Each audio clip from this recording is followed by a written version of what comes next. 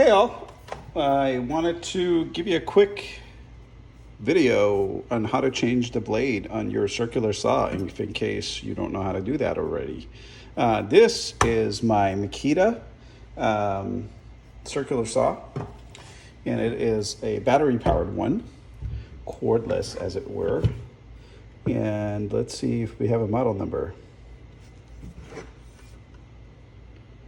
XSH06, it looks like. That would be the model number, I believe. You would think it'd be a little bit more obvious, but I'm pretty sure that's what it is. And so you turn your saw to this side, and I already took this tool out of there, but there's a tool that's stored right there. So you take, it's basically just a wrench. If you lose it, no big deal. You can get it again. And what you want to do is you want to press this little button down here that locks the arbor in place.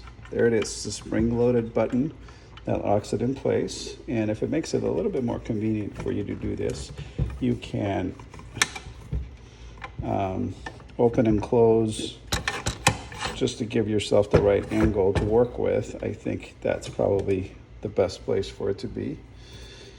So you put your wrench here, and then you basically, I kind of loosened it a little bit. You may have to, when you press down here, you may have to give it a little bit of extra push. Do not lose this or this. These will be very difficult to find. Spares for. You take your old blade out. This turned out to be a pretty garbage blade. I figured I would give the Harbor Freight brand a quick try. Do not buy this. This was pretty bad. So I went on Amazon and I picked up this guy. This is the Diablo 40 teeth permashield non-stick coating, high density carbide, 7.25, whatever inch blade. So you drop that in. And by the way, just handling it, this is way lighter than this. And you may think, what's the big deal about lighter? This is, you're talking about rotational mass, right? So with rotational mass, something heavy will take a lot of the power of the saw. So you don't want that. You want your blade to be as light as it can be, but it's still obviously nice and sturdy. Just throw that sucker on there. Start to tighten it with just by hand.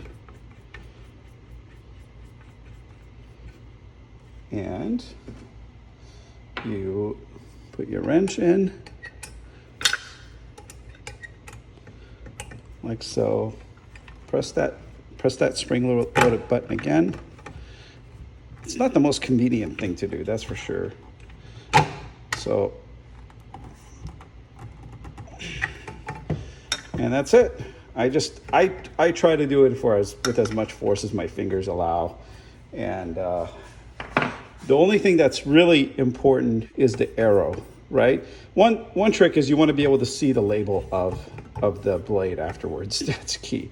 Now the rotation to travel is usually marked on your saw, and you want to match that with the rotation to travel on the device itself. So I'm going to go ahead and grab a couple batteries real quick. And I took the batteries out before I did that because it makes the saw a little more easy to handle, and also makes it a little less dangerous in case I accidentally fire off the saw. So let's just, you gotta want to give it a quick spin, spinning in the right direction.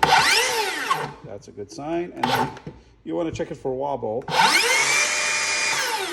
I don't see any wobble. If you did see wobble, start over. Take it all apart, make sure it's seated nicely, and you put it back in, and your saw is ready to go. It is crucial to have a nice set of blades on your circular saw, especially if you're not a master carpenter, because some of those guys can take a crap blade like this and still get really nice results out of it. I need a decent blade. And I need to really focus on my cuts in order to get them nice and straight, and I don't do anything speedy with my circular saw. I know there's a lot of guys out there who are masters at the circular saw.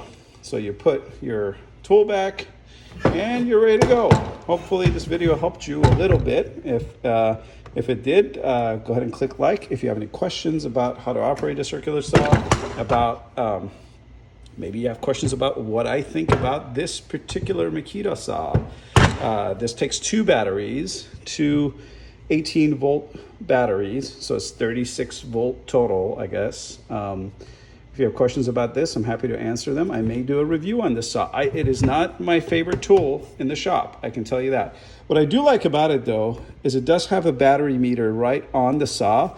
Now, you may have battery meters on your battery. See, on this one I do, on the other one I don't. Okay, 2 different batches of batteries that I've got a bunch of these. So it's kind of nice that it does have this. And I'm not going to get into reviewing this saw in this video, but if you have questions, let me know and I might do a thorough review of this saw. Thanks for tuning in and see you in the next video.